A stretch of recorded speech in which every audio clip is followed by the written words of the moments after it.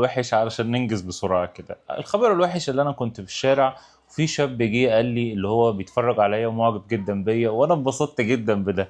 بس الوحش اللي هو قال لي اللي هو عايز ياخد هرمون. الشاب ده من نوعية الأجسام الرفيعة الشيك الحلوة دي، إن هي لو زادت عضلات بتبقى عضلات صافية وجميلة، بس مع الأسف بتبقى صعبة جدا في الزيادة العضلية.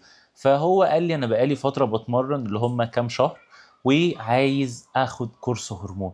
فأنا قلت له اللي عليا من ما يتيسر من الكلام اللي المفروض حد عنده ضمير يقوله له: يا ابني الهرمونات دي مش كويس، هتخليك عندك مشاكل كتير، واحتمال تسبب لك مشاكل طول عمرك، لان مش كل الناس جسمها بيقدر يتحمل ده.